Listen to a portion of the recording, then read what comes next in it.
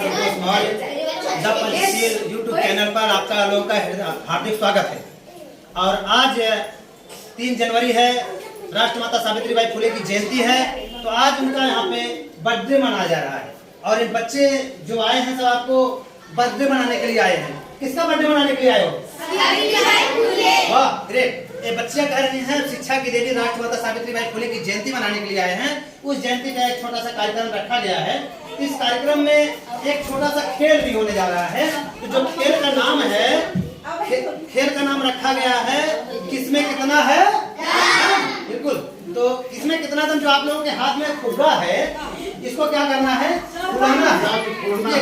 जब मैं बोलूंगा 1 2 3 नंबर पर फुलाना शुरू करना है। मुझे देखना है सबसे पहले कौन फोड़ता है। फुला के फोड़ना है, हाथ से नहीं फोड़ना कोई किसी का। फुला के इसमें हवा इतना भरना टूट जाए, ठीक है ना? तो राजेश भाई देखिए, राजेश भाई भी साथ में है आपके। तो राजेश भाई भी आपके साथ में। तो देखना है कि राजेश भाई जीतते हैं कि आप लोग, ठीक है ना? रुकिए रुकिए पहले फूट जाए तो करे 1 2 3।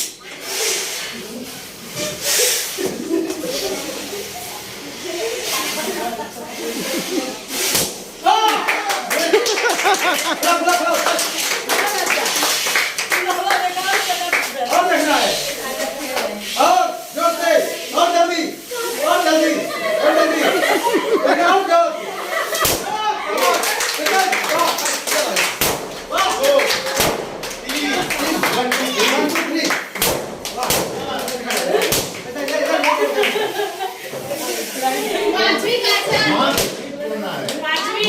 कोई बात नहीं, पूरा बंद हो गया। तो ये 3 बेटियां फर्स्ट आई हैं, सेकंड है, थर्ड है, ऐसा ना? ये तीनों आए हैं। सबसे बड़ा काम करके आपको लगता है लीकेज करके आप गड़बड़ा दिए लगता है आप।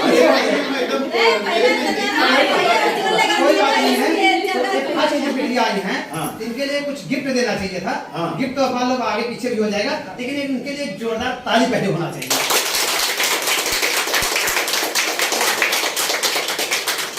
इससे पहले आपने राष्ट्रमाता सावित्रीबाई फुले का नाम सुना था कि नहीं सुना था? नहीं सुना था। तो आज बता दे रहा हूँ। जब आज से लगभग 160-170 साल पहले हमारे देश में महिलाओं को पढ़ना लिखना पाप माना जाता था। क्या माना जाता था? उस समय ऐसी एक महिला हमारे बीच में आई जिसका नाम था सावित्रीबाई फुले। तो इन्होंने जो है बच्चियों को पढ़ाने का काम किया, शुरू किया।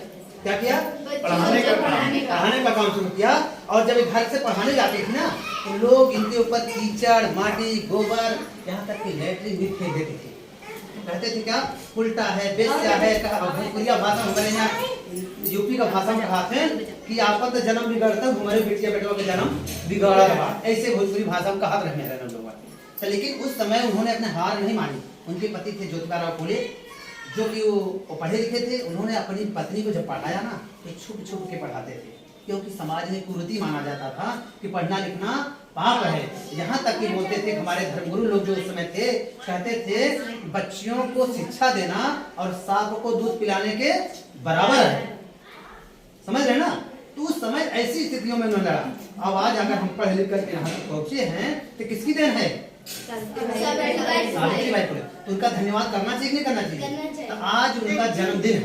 तो आप लोग, आपका जन्मदिन मैं मनवा दे रहा हूँ। अगली बार आप चाहे जहाँ रहें, अपने घरों में ही क्यों न मनाएं, अगली बार आप लोग अपने अपने घरों में जरूर मनाएंगे। क्योंकि आज हम पढ़े लिखे हैं और समाज में निकल रहे हैं। तो सबसे बड़ी देन किसकी है? सावित्रीबाई फुले। पहले क्या होता था कि ड्योढ़ी, जो अपने ड्योढ़ी होती है तो जो ड्योढ़ी घर का होता था, तो घर की अगर ड्योढ़ी डाक जाओ तो बोलते थे वापस नहीं लूंगा। जब हमारी बहन बेटियां शादी हो जाती थी तो कहते थे अगर ड्योढ़ी डाक गई फिर तुम्हारी अर्थी ले आऊंगा, वापस नहीं ले आऊंगा। और हमारे जो जैसे हमारे जो बहन बेटियां भी जाती थी ना, तो जो मायके वाले थे वो कहते क्या थे भाभी, जो मायके वाले थे वो क्या कहते थे कि अगर तुम्हारे मनसेरू चाहे टूटे चौका चाहे मारा मर जाऊ तो स्वर्ग मिले तुमका का कहा, लेकिन तुम्हें वापस न ले जाओ। मतलब ऐसी दुर्दशाओं में ऐसी कुरीतियां उस समय थी। ऐसी कुरीतियों में भी उस समय सावित्रीबाई फुले ने लड़ा। उस समय बाल विवाह होता था, विधवा का पुनर्विवाह नहीं होता था, उनको सती प्रथा आते थे, जिंदा जला दिया जाता था। अब जिंदा जलाने की जिस समय दिन में केवल आता है कि कैसे जिंदा जलाया जाता होगा, तो हृदय आज भी कांप जाता है। बताइए, जब पति मर जाता है, उसके छोटे छोटे बच्चे हों 2-3, और बच्चे के परवरिश के लिए माँ नहीं रहेगी, तो उसके माँ को भी जिंदा जला दिया जाता था। ऐसी प्रथा थी कि नहीं थी? सुनो कि नहीं सुनो?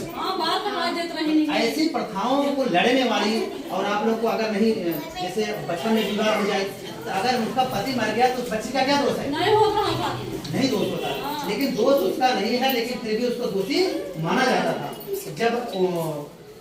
जब पति मर जाता था तो लेकिन पत्नी के साथ कैसी दुर्दशा होती थी, कल्पना करिए। पहले तो उसको बाल कटा दिए जाते थे, बाल कटाने के बाद उसको धतूर पीस करके पिलाया जाता था, और ढोल नगाड़ों के साथ उसकी अर्थी जाती थी। और ढोल नगाड़े की अर्थी क्यों जाती थी? ढोल और नगाड़ों के बीच में उसकी चिखाते जाते थे, नहीं मरना चाहती हूँ, नहीं जीऊंगी, लेकिन फिर भी उसको तबाही बसवा दोबारा बांसे लकड़ी है, दोनों से दबाए दे चल। बताइए कैसी दुर्दशा थी हमारे महिलाओं को। अगर इस अत्याचार से आप लोगों को छुटकारा दिलाया है, किसने दिलाया है? सावित्रीबाई फुले ने। तो याद रखना, आपकी बात सावित्रीबाई फुले की जयंती हर घर में होनी चाहिए। आपकी बात होनी चाहिए ना? माला जपो तब हो जाता है। अब हमारा लोग का तो कार्यक्रम है, 2-3 दिन तक हम करेंगे साहब, 2-3 दिन तक हमारे कार्यक्रम चलेगा। कल बड़ौद गांव में एकता क्लासेस कोचिंग सेंटर चलता है, वहाँ से निमंत्रण आया है कि कल आइए आप। कल हम एकता कोचिंग क्लासेस पहुंचेंगे, ऐसे ही स्कूलों को भी ढूंढेंगे जहाँ से हमको निमंत्रण मिलेगा, और घरों में भी जाएंगे। लेकिन इसी के साथ साथ मैं चाहता हूँ कि आप लोग अपने अपने घरों में भी मनाना शुरू करें। जिन्होंने हमको इतना अधिकार दिया उसको हम क्यों नहीं मानेंगे? तो काट दीजिए ना, दीजिए। तो अब याद हो गया ना किसकी जयंती के लिए आए हैं? तो अच्छा, इसके बाद चाहूँगा कि अगर माननीय राजेश मौर्य जी आगे की बात थोड़ी बताएंगे। इससे बहुत लंबा है, सावित्रीबाई फुले ने कैसे कैसे पढ़ाना चालू किया, कैसे वो रास्ते में जाती थी, कैसे कैसे दुर्दशाएं होती थी, और कितने विद्यालय खोले, अब इस पे आप मार्गदर्शन करेंगे। सबकी तबीयत दबाई